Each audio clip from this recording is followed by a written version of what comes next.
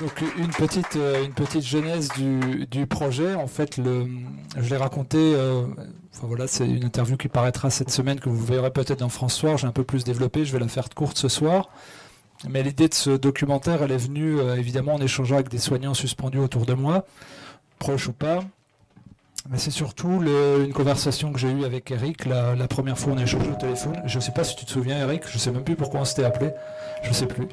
Et on s'était jamais vraiment parlé. Et en fait, moi j'accompagne des gens jeunes. Et lui, il opère des gens pour qui l'alimentation, il y a eu un problème, donc il ouvre des gens pléthoriques. Et donc on a échangé, j'ai entendu quelqu'un de très passionné, d'ouvert, de curieux. Et je me suis dit, mais je pense pas que les gens réalisent qu'ils ont perdu des gens à l'écoute, disponibles, compétents. Et je me suis posé une question, est-ce que les gens peuvent imaginer que ce sont peut-être les meilleurs qui sont partis? En tout cas, peut-être parmi les plus humains. Alors c'est important, Grégory a dit qu'il y a des gens qui ont fait sacrifice de leur corps, des gens qui ont bien fait de tricher, qui ont bien fait de jouer avec les lois pour que les gens puissent continuer à être soignés le moins douloureusement possible. Mais en tout cas, dans les gens que je voyais autour de moi qui étaient suspendus, je me suis dit, mais quel désastre, on est en train de les perdre. Mais tout de suite, je me suis dit, parce qu'il avait cette curiosité de me poser des questions, mais en fait, on est en train de les gagner pour autre chose. Et moi, de tout ce que j'essaye de faire depuis des années, en travaillant, en collaborant avec des médecins, c'est d'ouvrir vers la santé intégrative. Et je voyais que cet espace vide, vacant, où il y avait une réflexion, puis une envie de soigner autrement, parce que c'est pour ça que la phrase de Greg, elle est importante, soignons, on le reste toujours. Et je n'ai pas voulu faire un documentaire avec de complaintes, d'aigreur, de rancœur, qui peut se légitimer, hein, évidemment, mais plutôt sentir cet espace mou, vaseux, inconfortable, douloureux, mais avec une projection vers autre chose. Et l'idée, en choisissant les 7 personnes, au début il devait y avoir 12, c'était de voir autant de pratiques de santé. Alors bien sûr, elles ne sont pas toutes représentées parce que c'est compliqué, mais j'ai essayé de le faire avec les photos, en nommant dans la voix off, en remettant à la fin. C'était d'interviewer des gens qui sont déjà en transition, pour peut-être inspirer les autres et créer du dialogue et montrer à ceux qui souffrent et qui sont encore dans la torpeur et dans la violence et la sidération qu'il y a aussi un monde possible où chacun a sa possibilité de créer. Et donc pour montrer ce désastre-là du système de santé, Louis utilise souvent le terme de danser avec la crise. Et moi, c'est une image qui me parle beaucoup, de danser avec l'ennemi ou la crise, enfin voilà, dans la pratique martiale. Et donc, Aurore, je la connais depuis plusieurs années. Et voilà, il y a des... 3 ans, 2 ans, enfin voilà. Elle est venue jeûner de manière illégale en plein confinement avec moi. Voilà, donc je l'ai vue faire des vidéos, parce qu'elle fait de la danse. Elle a dansé dans les rues de Paris en plein confinement sans masque. Elle dansait dans le métro sans masque, enfin elle a le masque. Donc je me suis dit, est-ce qu'il y a quelqu'un d'assez cinglé pour pouvoir faire ce projet? Elle a coché toutes les cases, évidemment. Et donc l'idée, c'était de mettre du beau, de l'inspirant et de dire certaines choses... pas avec les mots, mais avec poésie. Et donc j'ai demandé à Cécile Petit, qui est une amie, de composer la musique. C'est venu d'un trait. Et Aurore, elle a improvisé toutes les danses. Toutes les danses sur la musique. On a tout bouclé en une journée, même les scènes. Donc si vous le permettez, beaucoup d'applaudissements pour Aurore. Beaucoup d'applaudissements pour elle.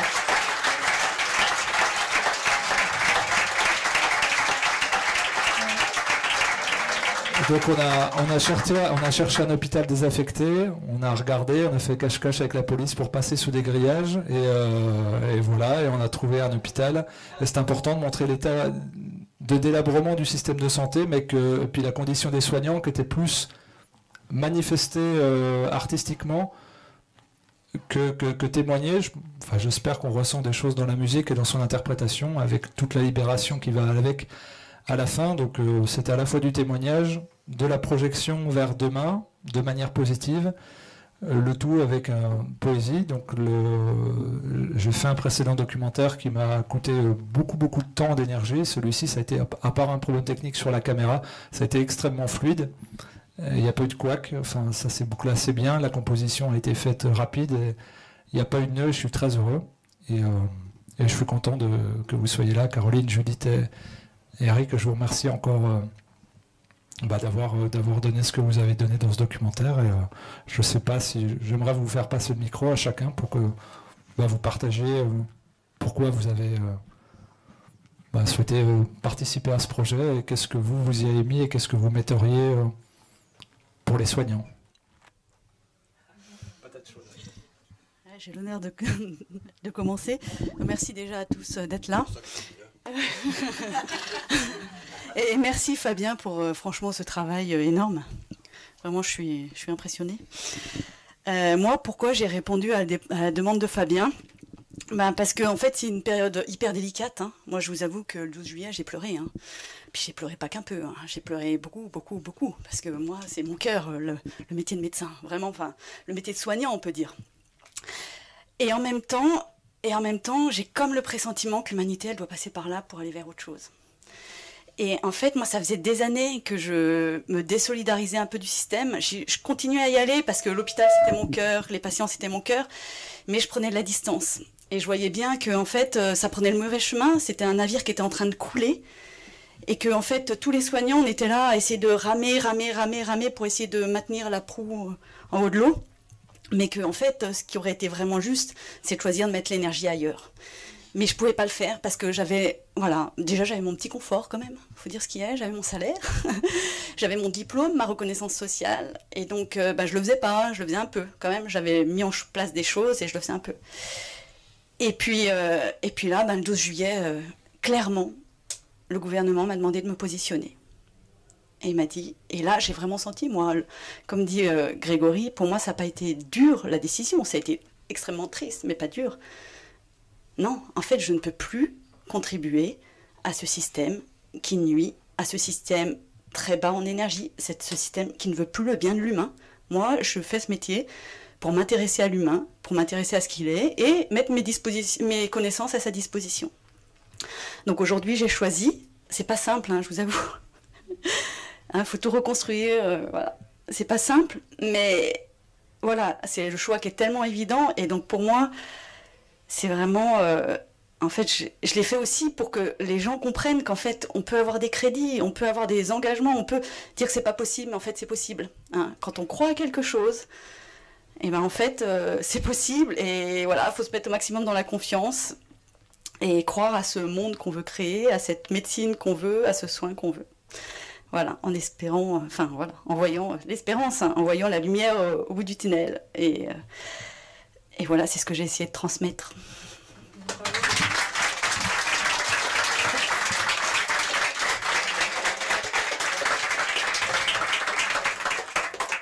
Moi, j'ai accepté d'y participer parce que Fabien me l'a demandé.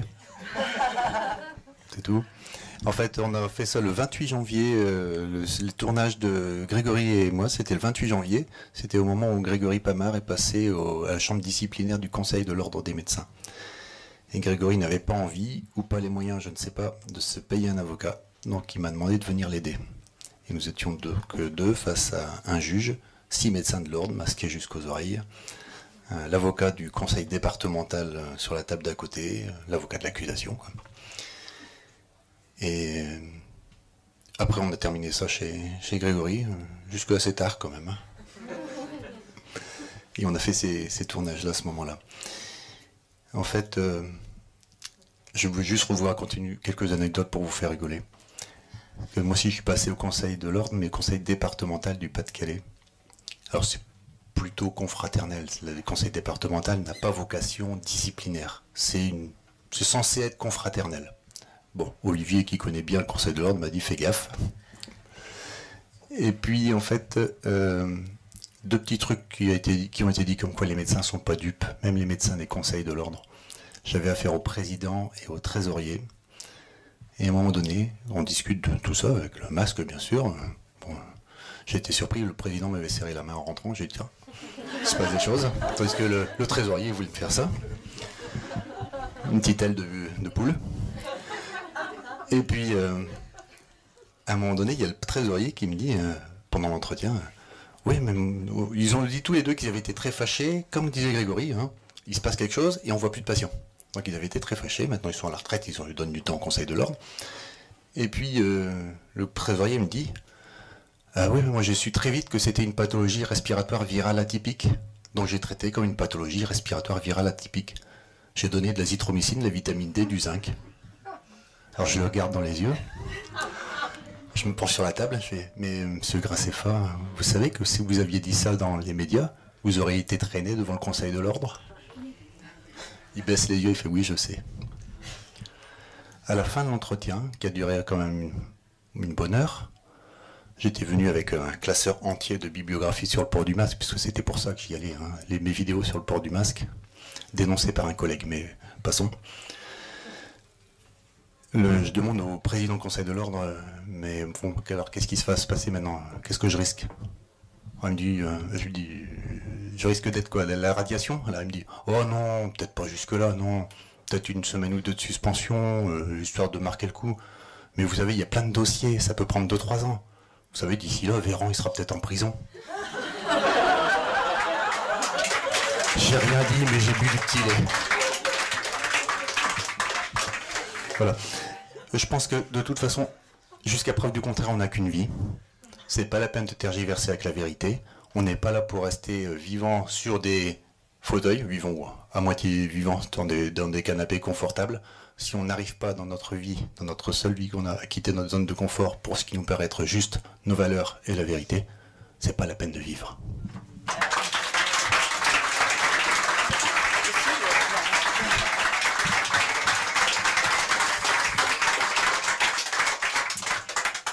Bon, bah, comme vous l'avez compris, moi je suis pas médecin. Je suis artiste. Moi, donc j'ai vécu les choses de manière différente par rapport à vous. Voilà, donc je suis artiste. Je me considère comme un corps engagé. En tout cas, c'est pour moi la définition d'artiste. C'est pas d'être dans une représentation, mais c'est d'être dans un propos et de le défendre.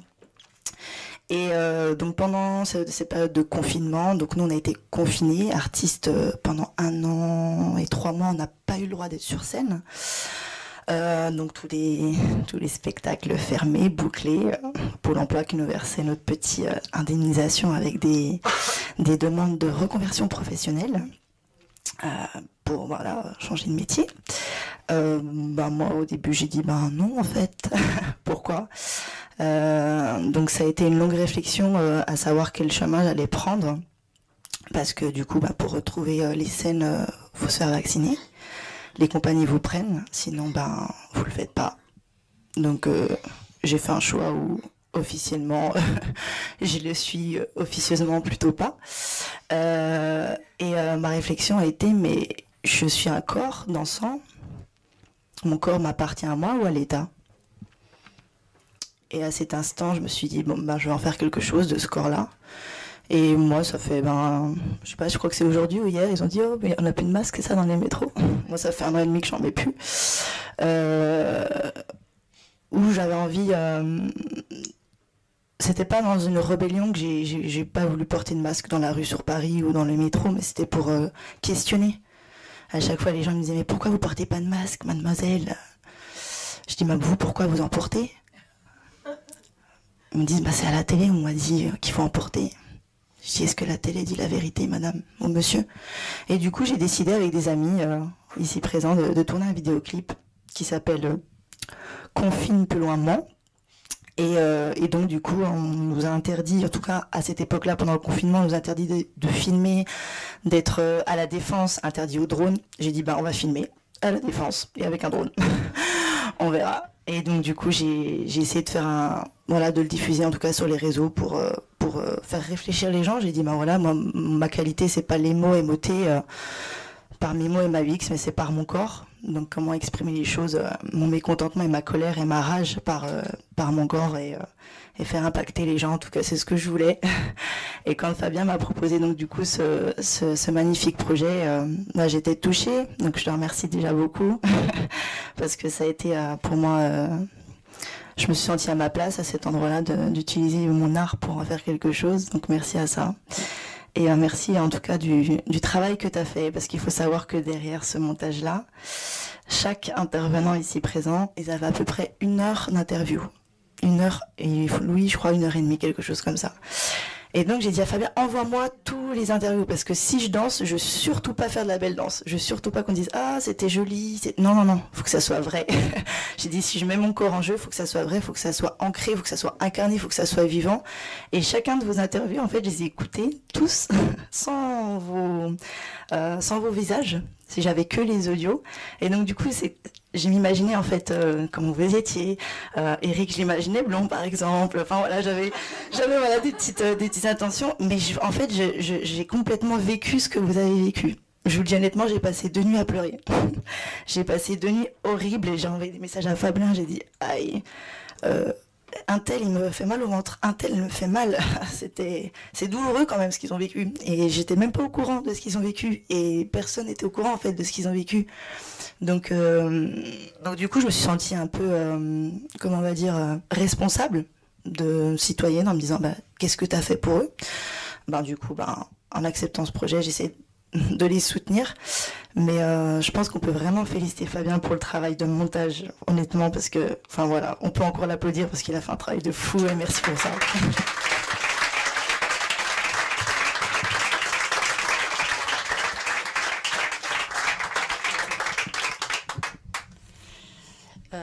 La dernière intervenue. J'aimerais vous offrir un courant d'air frais pour commencer. Merci beaucoup, c'était passionnant. Enfin, moi, je suis passée la première à l'interview. Ça a été une vraie première aussi pour moi. De passer comme ça, sur une explication, le récit d'une expérimentation particulière de son existence. Et pour autant, ça a eu beaucoup de sens. Et c'est vrai que les psys, ils adorent parler du sens des choses. Et je ne fais pas exception, donc évidemment, je m'inscris beaucoup là-dedans. Je suis devenue psychologue dans un deuxième partie de ma vie, après avoir été attachée de recherche clinique. Et le sens de la vie lui-même m'a déjà beaucoup interrogée. Et je pense que quand on fait des études de psycho dans une deuxième partie de son existence, ça a certainement beaucoup de poids. Et la valeur des choses, c'est crucial. J'ai justement appris beaucoup à décrypter la vie au regard des valeurs. Et c'est probablement aussi beaucoup sur cette base-là que j'ai pu me positionner très rapidement sur cette histoire de crise sanitaire. J'avais pas mal d'outils qui me permettaient de bien comprendre à travers mon expérience d'attaché de recherche clinique, sur les essais cliniques, sur l'hypnose, parce que je suis hypnothérapeute, sur les modes de communication. Enfin, tout ça m'a quand même paru très vite louche. Et j'avoue que très vite, j'ai eu besoin de mettre en action, parce que comprendre les choses, c'est une chose, les décrypter, c'est quelque chose, mais c'est pas suffisant. En fait, on a besoin de passer à l'action, de faire des choses pour, être dans l'action et en accord avec ses valeurs. Et en l'occurrence, le fait de pouvoir témoigner, le fait de pouvoir participer à ton documentaire, Fabien, ça a été une des actions possibles. Donc, je te remercie parce que ça a beaucoup de sens, ça vibre très fort.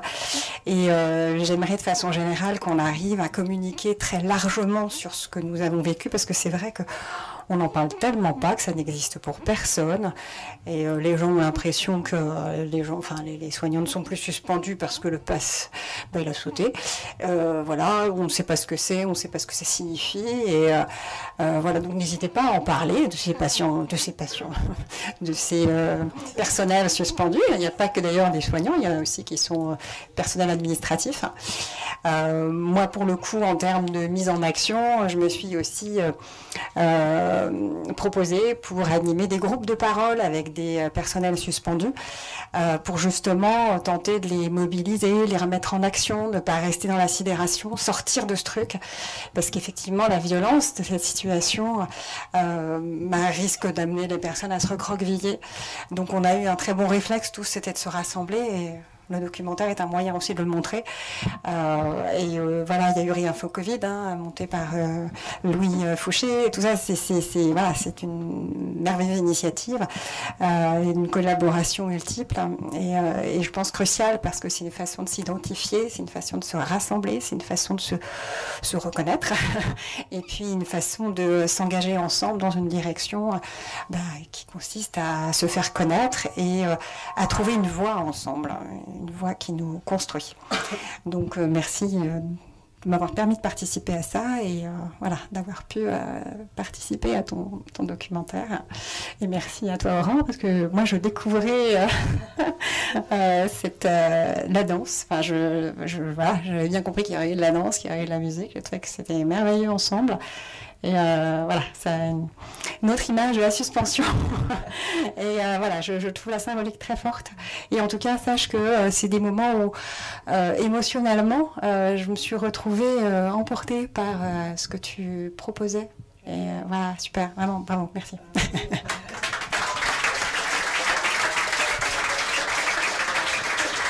Et puis une pensée à Cécile Petit qui a composé la musique et pareil qu'il l'a fait, c'était assez improbable de voir l'osmose qu'il y a eu parce qu'on a tout fait à distance, pas par l'urgence.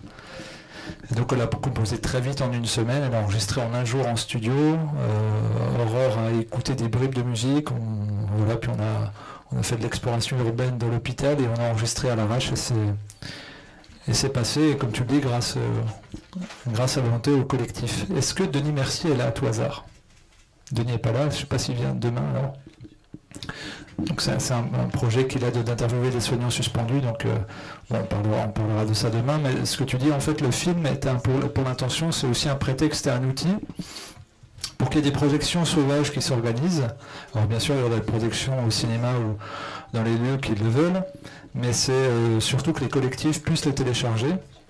Et je vais faire en sorte qu'en accompagnement du documentaire, il y ait un PDF avec l'ensemble des collectifs. Rien Faux Covid, bien sûr, Rien Faux Santé, le collectif Les Essentiels, de Jean-Louis Blondeau, le contact de Denis Mercier qui fait des interviews de soignants suspendus, puis toutes les autres personnes qui se retrouveraient dedans, toutes les initiatives, pour, lors des prises de parole après les projections, participer à créer du lien.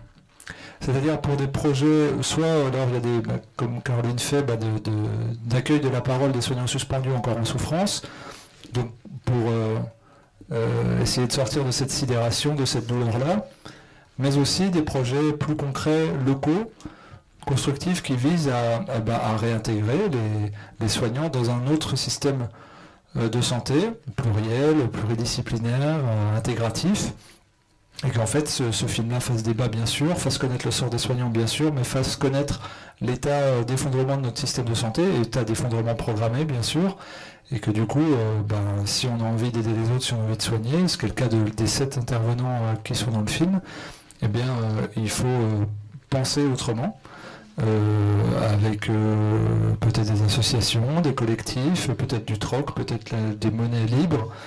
Et donc je pense que là, beaucoup de démarches de collectifs, que ce soit le SLS, Rien Faux Santé, Rien Faux Covid, tendent vers ça.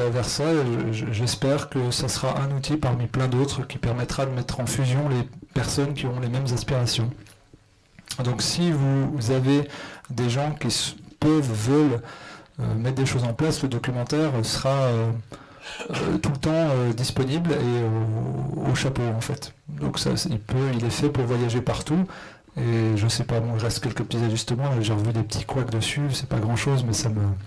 Donc je vais le changer, on va refaire un bout d'étalonnage et du mixage son jeudi, et le but c'est de le mettre gratuitement, en disposition, en participation libre et consciente, pour essayer aussi de construire un autre modèle d'échange, de troc, ce qui est le cas aussi pour la soirée de ce soir, et puis que les collectifs puissent s'en emparer et s'en servent comme outil de dialogue. Je m'étais rendu compte en allant beaucoup en Guadeloupe, dans des cercles de gens qui sont organisés en collectif, surtout les indépendantistes. Il y avait eu, petite parenthèse, en octobre 67, en mai 67, pardon, donc un an avant les événements, merci Mel, avant les événements en mai 68, il y a eu la même chose en Guadeloupe. On a tiré sur la foule. La préfecture a fait tirer sur la foule. des manifestants. Le préfet a dit, parce que les dockers étaient en grève, le préfet aurait dit les nègres reprendront le travail quand ils auront faim. Et donc les gens manifestés, ils sont un peu susceptibles, les Guadeloupéens. Donc on a tiré dans la foule et on ne sait même pas à l'heure actuelle combien il y a eu de morts. On estime une 40aine. Et donc j'ai un ami guadeloupéen qui est le plus grand historien de la Caraïbe et qui a écrit un livre. Donc il est venu trouver des archives à la Bibliothèque nationale de France. Mystérieusement, un mois après, ils avaient disparu, mais le temps de les consigner et de montrer qu'il y avait eu des ordres, parce que le préfet d'alors en Guadeloupe était l'ancien préfet d'Alger. D'autres événements, les mêmes personnes, on les retrouve toujours à des postes clés. Hein. Un petit coucou à Roselyne Bachelot au passage.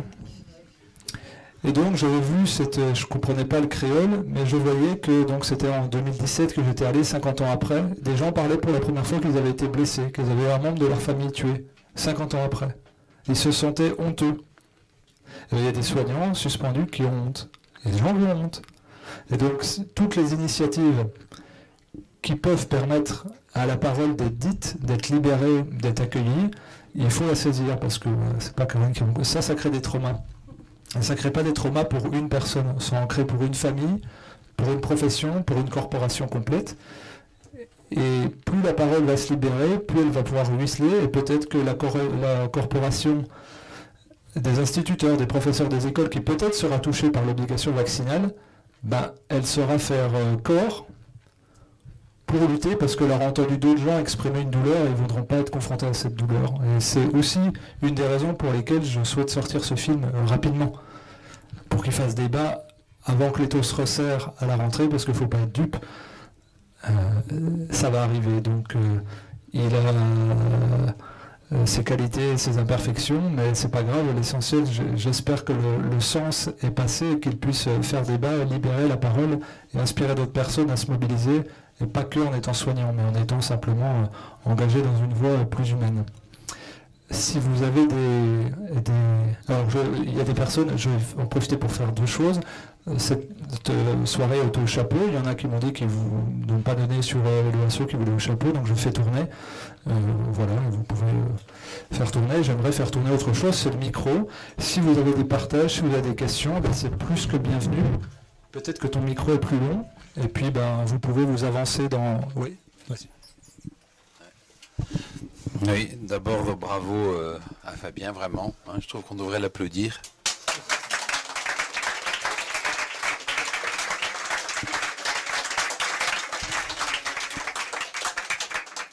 Moi, je l'ai découvert il n'y a pas très longtemps.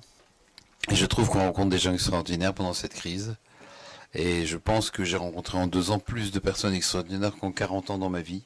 Et pourtant, Dieu sait que j'en ai rencontré. Et c'est vraiment formidable. Je pense aussi que, effectivement, c'est les meilleurs qui sont partis.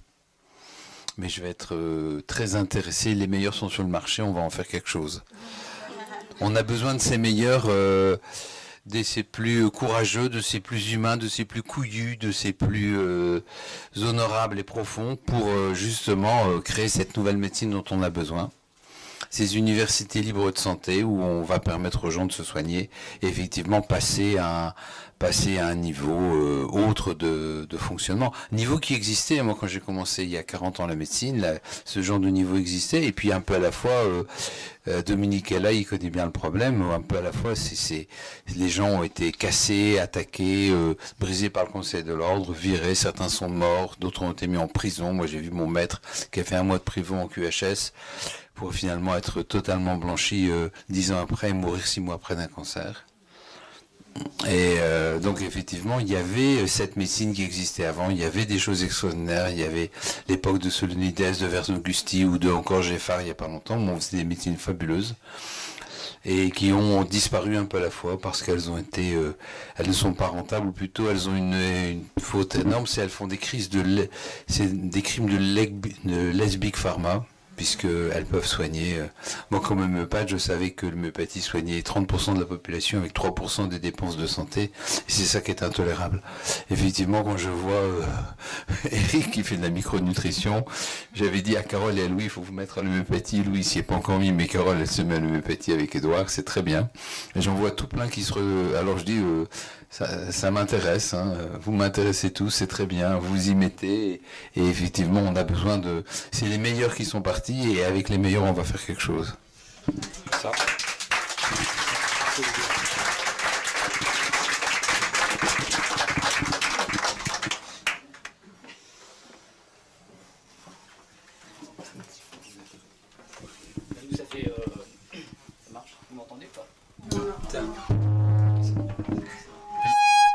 Vous m'entendez? Oui. Donc nous, pour répondre à donner la suite, ça fait 20-25 ans qu'on se soigne par homéopathie, et au début, en ce qui me concerne, j'étais très hostile à ça. Et parce que j'étais allergique, et un jour, j'ai subi une forte allergie, et une amie me dit, bah tiens, prends 3 granules de... je sais pas, c'était peut-être allium, c'est pas, je sais plus trop quoi. Je lui dis, mais ça sert à rien, c'est de l'eau et du sucre, c'est inutile. Là, si c'est inutile, tu les prends, puis tu vas bien. Et 10 minutes après, c'était fini. Et à partir de là, on devait aller avoir notre fille qui naissait... qui naissait 15 jours, 3 semaines plus tard, et je me suis dit, mais peut-être qu'il faut que je change mon paradigme, et que je devienne ouvert à d'autres choses, et que j'ai réfléchi autrement, et c'est vrai que depuis on est pas mal. Mais je suis pas venu pour ça, parce que je suis pas docteur en médecine, je suis venu pour vous dire que, d'abord bravo pour le truc, le film documentaire, on va le diffuser largement, et ça porte sa portée. Ce que je voulais dire, c'est que quand on mène une guerre, face à une guerre, à quelqu'un qui nous envahit, et c'est un petit peu le cas du monde macronien, certains résistent. Mais dans toute guerre, au départ, le nombre de résistants est très minime. Donc on n'est pas forcément très nombreux. Mais au fur et à mesure que le vent tourne, eh bien, le nombre de résistants va augmenter, parce que les gens vont offrir les yeux petit à petit. Mais surtout, ce qui est très important, c'est qu'on a toujours à vouloir se dire, on va changer le monde, on va essayer de refaire les choses. En fait, jamais. Une résistance ne s'organise jamais comme ça. La résistance, c'est toujours des petits bouts, des petits mouvements, tout séparés les uns des autres pour pas qu'il y ait un lien possible entre tout le monde. Mais c'est toujours des petites actions. Et en fait, quand on parle aux résistants, je suis un ancien militaire, quand on parle aux résistants, en fait, on se rend compte que ce qu'ils faisaient pouvait paraître minime. Mais bout à bout, en fait, ça prend son sens. Et donc, chaque petit acte, chaque parole, chaque prise de position, chaque prise de conscience, ou chaque question qu'on renvoie, pourquoi vous mettez un masque? Eh bien, en fait, ça déclenche quelque chose qui, petit à petit, va faire gonfler le nombre de résistants. Donc, bravo à tous d'être là, et bravo à toi d'avoir reporté ça. Merci beaucoup.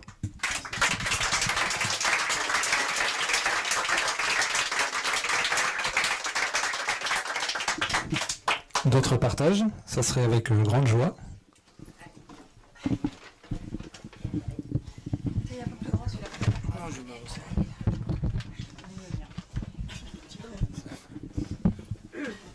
Bonjour à toutes et à tous. Je voulais juste partager une expérience que j'ai vécue à l'hôpital. Je suis à la base danseur comme Aurore. Je n'ai rien à voir avec le système médical. Et j'ai eu la chance de pouvoir travailler dans un hôpital privé dont je tairai le nom d'ailleurs. Et parce que j'ai perdu à la base, je suis à l'aéroport et j'ai perdu mon travail à cause du Covid et la pandémie. Et en fait, j'ai eu la chance de pouvoir travailler en tant que brancardier pendant le Covid. Et j'ai été, comment dire, très étonné et surpris d'être, on va dire, dans cet univers médical et surtout le traitement des patients et même aussi de nous, des employés. J'étais en CDD et en fait, comment dirais-je, ça a été très dur pour moi, le traitement des patients, non pas parce que les infirmiers ou le personnel soignant ne voulaient pas, c'est que les moyens n'étaient pas à disposition. On était en sous-effectif, vraiment, et c'était très très dur, moi, intérieurement, de vivre ça. Et je n'ai aucune formation médicale, je n'ai aucune formation diplômante, certifiante ou formatrice, enfin voilà. Et j'ai vite compris que c'était un milieu vraiment pas fait pour moi. Et j'ai vraiment arrêté du jour au lendemain de travailler en fait dans les hôpitaux, dans cet hôpital en l'occurrence, parce que je trouvais ça vraiment inhumain en fait les conditions, et aussi bien pour les patients que pour le personnel. Donc voilà, je voulais partager cette expérience. Merci à vous. Merci à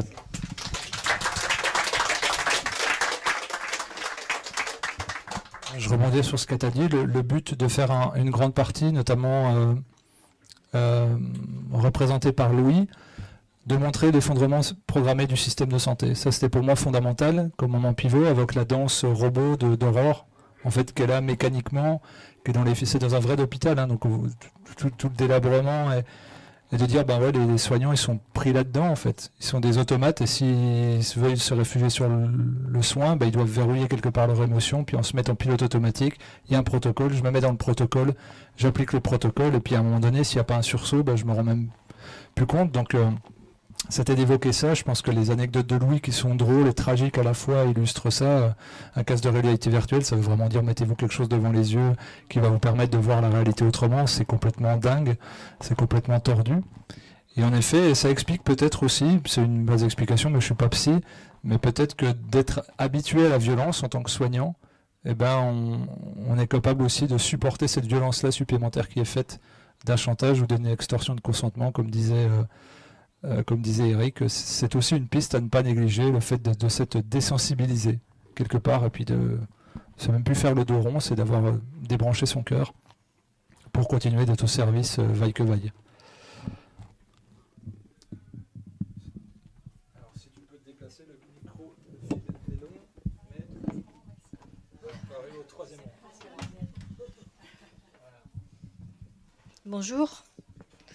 D'abord, merci Fabien, parce que moi je fais partie des soignants suspendus. Je suis cadre de santé formatrice, donc j'enseigne, je ne suis pas auprès des malades, je suis auprès des étudiants. Et malgré ça, j'ai été suspendue, moi aussi, le 15 septembre. Aurore, c'était extraordinaire. Moi, je suis infirmière de métier. J'ai été infirmière dans sa danse. J'ai vu ça. Donc vraiment bravo, c'était très très très très réussi. J'ai ressenti ça et je me suis vue en tant qu'infirmière dans les hôpitaux avec effectivement cette sensation-là. Je suis désolée, je tremble.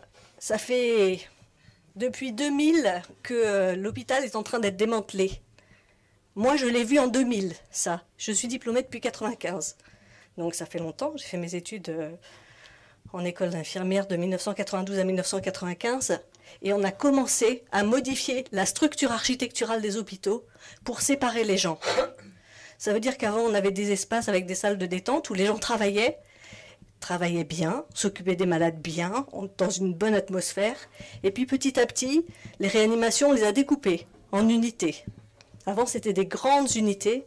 Et puis on se retrouvait tous ensemble, on s'occupait des malades, on faisait des tours tous les 3 heures, on s'occupait bien des malades. Et puis, on a découpé ces unités et tous les gens ont été séparés. On n'a plus pu être ensemble. Et petit à petit, ça s'est fait comme ça sur tous les hôpitaux. Et c'est très étrange parce que cet effondrement-là, on l'a vu arriver dans le temps. Donc moi, je dis 2000. C'est ce que j'ai observé, moi, à mon niveau. Je pense que, je ne sais pas ce que vous en pensez. Et après, ça a été majoré avec la tarification à l'activité, effectivement, et l'arrivée des pôles.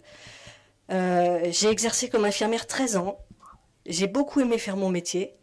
Je suis devenue cadre de santé, ça a été très difficile, effectivement, dans cette période de tarification à l'activité, où on est pris entre ce qu'on connaît en termes de valeurs au niveau professionnel et puis finalement les injonctions qui sont les nôtres en tant que responsable d'équipe.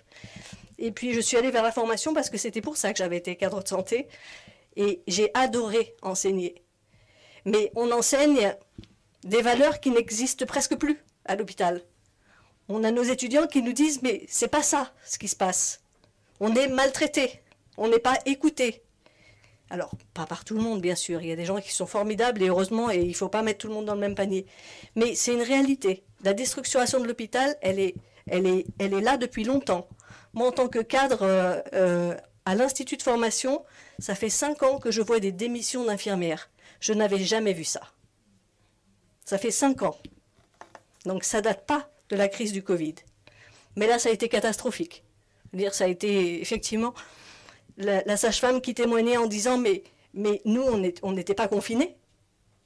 Nous, formateurs, on n'était pas confinés. On a réintégré le service de soins pour aider nos collègues. Et on a vu les kinés être brancardiers, on a vu les élèves nettoyer les murs, soit les plafonds. On a vu toutes ces choses-là se faire. Moi, j'étais en unité Covid, évidemment. C'était bien, c'était difficile de ne pas pouvoir accueillir les familles, de voir les patients tout seuls. Et c'est important que ce message-là circule. C'est important. Et Carole, elle fait un travail formidable, parce qu'elle fait partie aussi du groupe soutien soignant, et elle fait un travail formidable. Donc heureusement que... Mais si, je le dis. Donc voilà. Mais merci. Et puis, vous avez dit que les orties, c'était bon pour la santé. Et qu'on pouvait prendre 2 têtes de feuilles pour avoir de la vitamine C, les rouler entre ses doigts pour casser la silice, et vous aurez votre vitamine C. Donc il y a moyen de faire autrement. Casser la bière, sinon on va piquer la langue.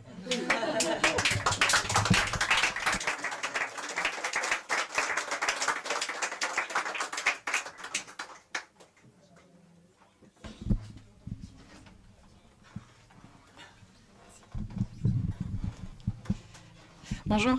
Alors moi je suis dermatologue. Donc j'étais en vacances quand à partir du moment où il a fallu faire les tests. Donc en fait ils vous l'ont pas dit, enfin ou peut-être c'est pas passé au montage, mais vu qu'ils n'étaient pas inoculés, ils ont dû faire des tests régulièrement pour aller au travail. Et ça c'est terrible, voilà, parce que je considère que, et c'est exactement ça, enfin c'est pas des tests PCR, c'est des viols sinusaux, voilà. C'est pas de moi, hein, c'est un patient qui... Et je suis d'accord avec son analyse. Donc ça, c'était extrêmement courageux. Donc ça, pour ça, déjà, c'était un sacrifice énorme. Parce qu'en médecine, on sait très bien qu'un test, ça se fait chez un malade, déjà, premièrement, en dehors d'un cadre de recherche clinique. Et qu'on le fait... la PCR, ça se fait surtout pas... chez un non-malade, voilà, c'est hors de... Enfin, c'est n'importe quoi. Voilà. Donc, c'était déjà un gros sacrifice. Donc, moi, j'ai pas pu supporter cette violence. Donc, entre le 1er et le 15 septembre, je suis pas retournée au travail. Moi, j'ai retourné la violence. Hein, je leur ai dit qu'ils pouvaient aller se faire voir. Et qu'en fait, moi, j'avais pas besoin d'eux, ce qui était vrai, hein, parce que j'ai organisé ma vie pour pas avoir besoin de mon travail. Et donc, voilà, ça a été très courageux pour vous. Enfin, je trouve que c'était très courageux de retourner au travail. De passer des sas comme ça, comme des délinquants en fait. Et puis sinon, tu avais raison Fabien quand tu disais qu'il y avait une désensibilisation pendant les études. Donc effectivement, quand on arrive, on est avec sa sensibilité, on s'identifie plutôt au patient et puis c'est très très violent, donc il faut se désensibiliser en médecine et puis du coup c'est pour ça que ça dure 10 ans. Et donc moi, c'est pour ça que, c'est ce que j'ai vécu, c'est ce que j'ai ressenti. Donc, la violence, la désensibilisation nécessaire. Puis après, je me suis resensibilisée. Et c'est pour ça que, je pense que c'est pour ça que je l'ai refusé, entre autres. Mais je pense quand même que c'était très rationnel de ma part de refuser l'inoculation d'ARN. En fait, c'est comme si on me disait de sauter au-dessus d'un gouffre, en fait, qui fait 6 mètres de long. Enfin, pour moi, c'était ça, l'inoculation d'ARN. C'est un truc impensable. Voilà. Donc, pour moi, j'ai même pas réfléchi, comme vous. Et donc, je pensais vraiment qu'aucun médecin n'allait croire à la pub, en fait, qu'il y avait à la télé. Ouais, mais c'était n'importe quoi. Et donc, j'ai pensé que c'était pas possible. Et donc, moi, je suis tombée des nues quand j'ai vu les premiers patients arriver dire qu'ils s'étaient fait inoculer alors qu'ils avaient la trentaine. C'était incroyable pour moi. Voilà, vraiment, c'était l'irréalité. Et quand j'ai compris qu'ils avaient fait ça aux femmes enceintes, là, moi, j'ai compris que j'avais affaire au mal, en fait, le mal ultime. Enfin, voilà, je l'ai vu comme c'est Satan pour moi. Et je pense que là, ça a réveillé pas mal de monde. Hein. Vous avez découvert, je pense, tous la violence de ce qu'on est en train de subir. Et c'est pour ça que la société est en train de se diviser. Mais là, il va falloir refaire la cohésion, quoi. Voilà. Donc, merci pour le film, c'est très bien. J'avais peur que ce soit trop misérabiliste parce qu'on n'est vraiment pas, je pense la majorité, on se sent pas des victimes, hein, on n'a pas envie d'être des victimes. Nous, on sait ce que c'est la souffrance. Moi, je pense que c'est ce qu'on vit, ça n'a rien à voir. Enfin, c'est rien du tout par rapport à ce que vivent les patients à l'hôpital. Hein. Eux, ils souffrent, ils sont dans une machine où ils ont l'impression de se faire broyer. Enfin, un patient, quand il va faire une radio, il est dans les couloirs, il est au milieu des courants d'air, à moitié à poil. Et c'est lui qui souffre. Hein. Moi, c'est pas moi qui souffre. Moi, je suis chez moi et voilà. C'est pas moi qui souffre. Donc c'était très bien, en fait, c'était pas misérabiliste. Donc je trouve. Et la musique a été magnifique. Voilà. La danse, je suis désolée, j'ai rien vu parce que je suis petite, mais la musique, c'était magnifique, magnifique. Oui. Voilà, c'était bravo à Cécile Petit, c'est ça? Ouais. C'était magnifique. Voilà, c'est tout.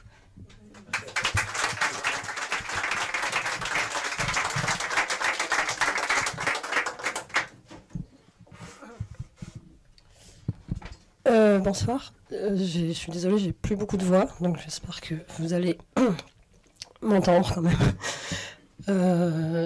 Et j'espère que les idées que j'avais vont me revenir. Déjà, un grand merci pour avoir fait ce travail, parce que, enfin, en ce qui me concerne, ça va servir d'appui, de point de départ, enfin, d'outils merveilleux pour montrer à certains sceptiques ou certains qui, comment dire, parce que j'en ai parlé par exemple je vois ma tante à qui je disais, mais tu sais, ils sont suspendus, ils n'ont pas de salaire, enfin, elle disait, mais, bon, enfin, elle me croyait pas en fait. Du coup, voilà, ça va être un outil en plus pour pouvoir voilà, pour pouvoir appuyer ma conviction qui est de plus en plus, enfin voilà. Alors autre chose que je voulais dire, c'est que moi-même je me sens j'ai envie de dire merci aussi à ce grand chaos en quelque sorte, parce que ça je découvre je sais pas comment dire, j'avais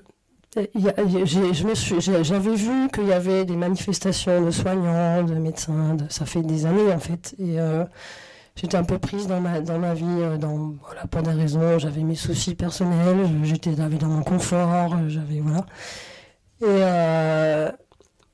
et pourtant, enfin, plus ça va, plus je pense que c'est pas parce que des soignants manifestent et qu'on n'est pas soignant soi-même qu'on ne doit pas aller aussi manifester. C'est pas parce que des enseignants manifestent qu'on n'est pas enseignant qu'on ne doit pas manifester. On est tous concernés par les soignants, les enseignants, les artistes, voilà. Et ce nouveau monde qui est en train de s'articuler, on est divisé, mais on se retrouve par d'autres biais. Il y a des énergies qui se rassemblent et qui sont nouvelles. Moi-même, je me découvre complètement différente. Ça fait 2 ans que je suis en transformation profonde, en fait. Et j'ai pourtant du mal, moi, à être en lien. Enfin, je suis très timide et très... Voilà, bon.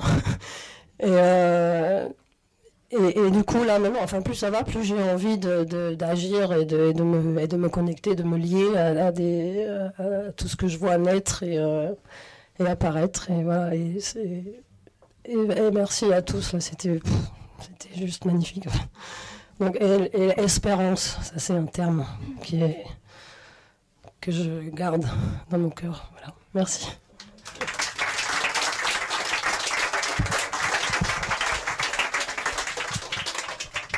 Merci, moi j'ai une question très pratique. J'ai l'occasion de diffuser le film ce samedi auprès notamment de 2 personnes qui seront largement diffuseurs dans la région, donc je voulais savoir comment faire de manière pratique. Alors, ce que je vais faire, là, une fois les dernières modifications faites jeudi soir, je vais créer un lien de téléchargement. Il sera possible de l'obtenir en écrivant à l'adresse doc, comme documentaire, @exuvie.fr. Et en fait, pourquoi on fait ça et pas un lien directement? C'est comme ça, à chaque fois, il y aura la dernière version. On va faire des ajouts, on va mixer après les bonus pour que vous ayez les témoignages de tout le monde, et aussi de faire un PDF qui soit mis à jour avec le nom de tous les collectifs locaux, que justement les gens qui fassent des projections nous fassent des remontées. Là, ce soir, c'est filmé, et en fait, le but, c'est qu'on dise aux gens, filmez les débats, on va essayer de les répertorier, de faire tout un endroit pour que ça parte un peu en étoile et que les gens, par exemple le projet de Jean-Louis Blondeau avec les essentiels, s'il fait parce qu'un de ses objectifs, il y a des projets de livres aussi qui se font, de témoignages, il y a des projets d'exposition de photos, il y a des projets de Denis Mercier, comme ça, chaque personne aura à jour et on fera un gros fichier zip où on téléchargera la vidéo du documentaire, plus tout un tas de références, soit d'œuvres, soit de collectifs, soit ça peut être les soignants unis, enfin vraiment plein de choses. Et on vous enverra le lien qui sera mis à jour tout le temps et vous pourrez télécharger le documentaire et après vous le faites. L'idée, ensuite, c'est d'en parler, d'organiser des projections, de vous les faire remonter. Comme ça, nous, on fait de la pub aussi pour ces projections-là localement et que, en fait, ça puisse participer à d'autres initiatives aussi, pas seulement de projections, mais de valorisation d'autres projets. Là, il y a beaucoup de choses qui se font sur les soignants suspendus. C'était le temps que les témoignages soient recueillis. Je trouve le projet de Jean-Loup Blondeau super. Vous avez vu les dizaines et dizaines de photos qui défilaient. C'est de les mettre aussi dedans tout ça. Donc doc@exuvie.fr et vous aurez le film en téléchargement pour le diffuser.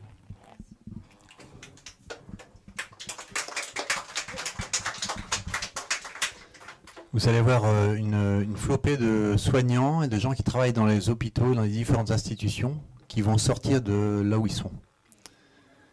Il va falloir qu'on en prenne soin. Nous, les quelques soignants suspendus, là, on n'est pas assez nombreux, on va avoir besoin de vous. C'est-à-dire que dès que vous en savez, dès que vous savez que telle personne veut sortir de là, parce que je vais vous donner l'exemple que j'ai eu la semaine dernière, deuxième injection, embolie pulmonaire, 43 ans. Donc elle s'en sort, tout va bien, mais on ne les reprendra pas la troisième fois, elle veut faire autre chose, il faut la mettre en lien avec d'autres personnes. Et ça, c'est vraiment important. Il y a eu aussi le témoignage c'est un copain qui était allé faire une radio à l'hôpital, et puis il se rend compte que par rapport à ce qu'il avait vécu avant, il y a quelque chose qui ne va pas, quoi. Il faut aller dans les couloirs, etc. Avant, il me raconte, avant on croisait des médecins qui passaient d'une porte à l'autre, ça ne posait pas de soucis. Là, c'est froid, c'est vide. Et quand j'en ai parlé à la secrétaire à l'accueil, derrière son masque et derrière son plexiglas, elle m'a dit « Mais oui, mais il n'y a plus d'humain à l'hôpital. » Donc les gens se rendent compte. Les soignants, les secrétaires médicales, les manipulateurs radio, ils se rendent compte qu'il y a un truc qui ne va pas. Ils vont se réveiller, ils vont sortir de là. Il faut aller leur porter une main secourable. Et surtout pas les juger, d'accord? Comme disait Grégory, on ne connaît pas les cœurs, on ne sait pas pourquoi ils ont fait ça. J'en connais beaucoup qui l'ont fait la mort dans l'âme, en pleurant, en hurlant, mais ils y sont allés quand même. Ceux-là, quand ils vont, ça va être le temps d'aller les rechercher, il faut vraiment être là. Nous seuls, on ne pourra rien faire, il faut vraiment que vous soyez avec nous.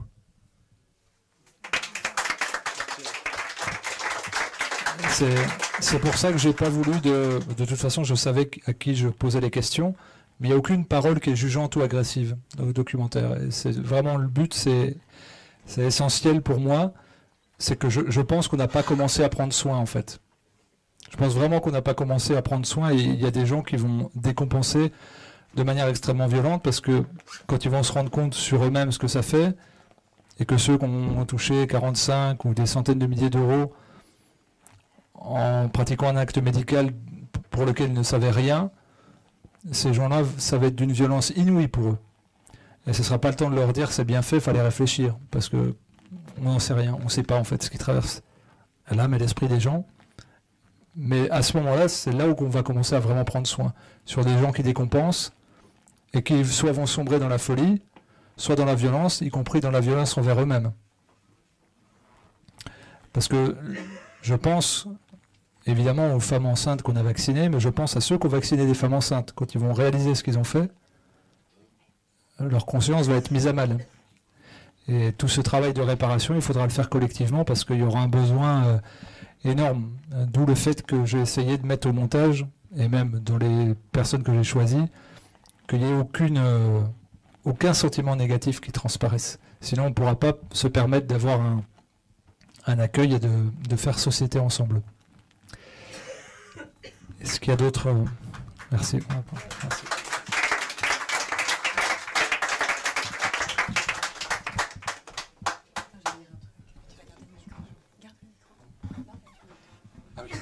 Parce que je viens de mes mains. Alors, quand j'ai fini le reportage, enfin l'interview avec toi, j'avais fini avec un gros cœur. C'était l'image d'un rassemblement de la société complète, vaccinée, non vaccinée. Donc c'est là-dessus que j'aimerais finir. Voilà. C'est vrai. C'est ça, un gros cœur qui bat, tu l'as dit. Un gros cœur qui bat l'émission, c'est vrai. La parole est à vous. Des questions, des remarques, des partages, c'est bienvenu. Avant qu'on enlève les mots.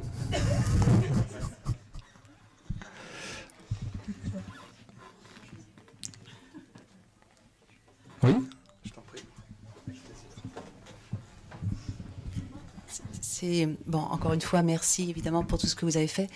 Juste une petite question, parce que j'ai entendu le terme de décompensation, donc une question qui s'adresse peut-être plus côté psy. Il va y avoir effectivement des prises de conscience parmi les soignants, je pense par rapport à l'ensemble de la population. Et j'ai eu le cas d'une personne d'une soixantaine d'années qui a toujours vécu de façon, je dirais, alternative, qui n'a jamais pris, voilà, et qui, pour elle, il était hors de question de remettre en cause l'idée vaccinale, mais elle l'a clairement exprimé en me disant « je ne veux pas en entendre parler », parce qu'on sentait vraiment que c'était scindé dans sa tête, et que si elle remettait en cause ça, mais c'est comme si elle remettait en cause absolument tout. Donc, on a continué bien sûr à se parler, mais toutes ces personnes qui, pour garder leur esprit sain pendant X temps, se sont fermés les yeux et les oreilles, qu'est-ce qui va se passer quand ils vont prendre connaissance de tout ça, et comment est-ce qu'on peut aider ?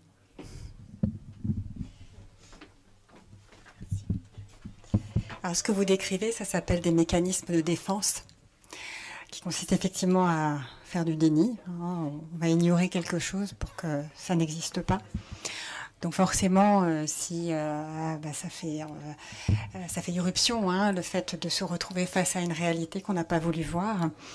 Donc ça produit effectivement des réactions violentes. En général, c'est violent, c'est tourné vers les autres ou tourné vers soi. Donc en général, la consigne fréquente, c'est déjà de faire en sorte que la personne ne la tourne pas vers elle. Ensuite, ça veut dire donc la soutenir, lui proposer votre aide et peut-être la faire évoluer en fait à travers votre discours, à travers aussi votre compréhension justement de ce mécanisme de défense, qu'elle comprenne ce qui s'est mis en place en fait de façon défensive, tout simplement parce que cette possible réalité, parce que si on se met à leur place, on imagine qu'ils ont peut-être raison en fait, et ils s'imaginent avoir aussi raison. Donc quelque part, ils ont mis de côté quelque chose, leur dire que c'était un moyen pour eux de subsister, parce que c'était juste déjà trop violent. Ensuite, moi je ne sais pas dans quelle durée, personne ne le sait, dans quelle durée les choses vont se décanter et progressivement, comme disait mon mari, la résistance c'est quelque chose qui gonfle, donc il va y avoir de plus en plus probablement d'action ou en tout cas de prise de conscience. La prise de conscience c'est quelque chose qui se fait dans le temps. Et en fait, ce qu'il faut le plus éviter, c'est que les choses soient effractantes d'un coup. Ça, c'est d'une grande violence. Ça veut dire, en fait, de faire évoluer les gens en leur posant juste une question. Je sais pas, moi, ça peut être pourquoi le masque ? Ça peut être, je sais pas, aidez-moi. Enfin, il y a plein de questions qu'on peut leur poser, voilà, qui pour nous sont évidentes et pour elles. Oui ou non, enfin c'est pas évident et finalement juste mettre un peu de perspective ça peut aider, faire une avancée à petits pas, montrer qu'en tout cas tout n'est pas aussi bien défini, qu'on peut se poser la question, qu'on a le droit de se poser la question, parce qu'on a quand même été censuré, on n'a pas le droit de contrevenir à la doxa, quand on contrevient, on est complotiste. Donc leur dire aussi, bah oui, forcément, c'est pas très sexy d'être complotiste. Donc, tiens d'ailleurs, parenthèse, complotiste, j'ai lu il n'y a pas longtemps qu'en réalité, c'est un joli acte manqué, un lapsus de leur part, parce que complotistes, ce sont ceux qui dénoncent les complots. Ce sont les comploteurs. Il n'y a pas de comploteurs. Non, je dirais même plus, Aurélia, c'est que, en fait, si c'est un lapsus, c'est qu'en fait, ils sont en train de se dénoncer eux-mêmes, leur jeu de comploteurs. Voilà, bon, petite parenthèse, mais pour aider encore à décrypter les choses. Mais voilà, je pense que les aider aussi à comprendre qu'il y a plein de mécanismes autour, sociétaux, qui visent à les empêcher de penser, à les empêcher de penser autrement que ce qu'on leur a consigné. Du coup, forcément, ils se sont réfugiés dans une pensée. Alors, c'est sûr que ça produit de la violence vis-à-vis d'un système, l'État. Et ce qui, finalement, est, à mon avis, le mieux, c'est par rapport à quelque chose de plus abstrait qu'il vaudrait mieux ressentir une colère, une haine, voilà. Et ensuite, de toute façon, la régulation de cette émotion forte, c'est quelque chose qui se travaillera de façon collective. Voilà, hein, donc, enfin, bon, ça c'est mon analyse. Après, vous y mettrez les adaptations que vous allez y mettre, et on verra ce que l'avenir nous réserve. Ça va? Ça répond à votre question? Très bien.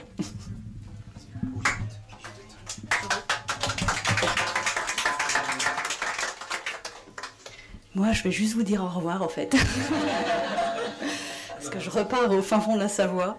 Mais encore une fois, hein, je crois que ce que certains ont dit, c'est vrai que tout ça, ça permet des rencontres fabuleuses.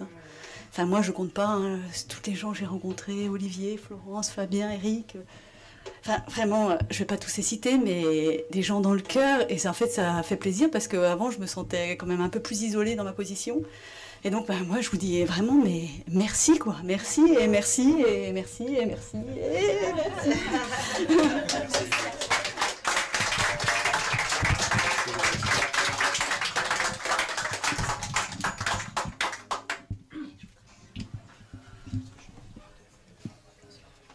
Qui en veut? Pour transmettre le Covid, il n'y a rien de mieux qu'un micro. Allez-y. Tous s'immuniser. Pas de velléité. Demain, il y a des places éventuellement. Demain, oui, il reste des places. Si vous avez des amis, des connaissances que vous jugeriez être potentiellement intéressés pour être nourris par à la fois le documentaire et les échanges qui lui succèdent, je vous invite à leur transmettre l'information. Il reste pas mal de places. Il n'y a que 20-25 inscrits demain. Donc voilà, et puis ben, de partager, et même si vous faites des retours écrits, je les lirai avec joie, parce qu'évidemment c'est le tout début, donc beaucoup d'interrogations sur est-ce que l'intention qui a été mise a été reçue, comment elle a été reçue, est-ce qu'il y a des manques, est-ce qu'il y a des incompréhensions, tout ça, ça m'aide peut-être à le faire évoluer, et encore une fois, il y aura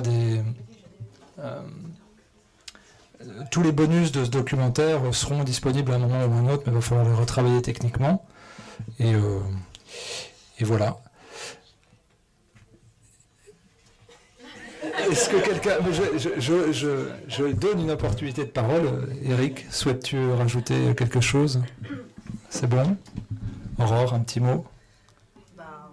Juste dire qu'en fait, au-delà de ça, je pense qu'il y a quelque chose de plus grand qui nous attend. Et quelque chose ne se font pas par hasard. Et je pense que c'est la plus belle manière de réunir les plus belles âmes en fait, entre nous et de créer notre famille d'âmes. Et c'est ensemble en fait qu'on va s'élever. Donc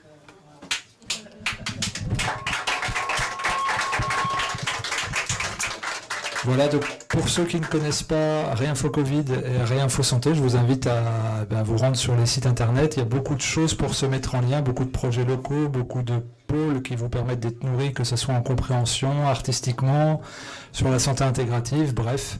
J'imagine que si vous êtes là, c'est que vous connaissez au moins de loin, mais le but, on a parlé de rester en lien. Il y a faire attention à ce que certaines personnes peut-être ne se démobilisent pas parce que il n'y a plus de passe, il n'y a plus de masque, il fait beau, on fait des barbecues, les oiseaux chantent, mais derrière ça continue à œuvrer, à travailler. Donc nous, c'est le temps aussi de continuer à peut-être plus d'être dans une urgence réactionnelle, mais dans un temps long de structuration qui est plus âpre, plus compliqué, avec moins d'effets visibles. Mais c'est vraiment nécessaire de s'organiser en ce moment.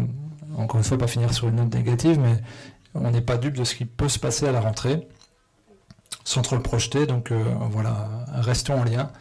Et merci encore très chaleureusement de votre présence.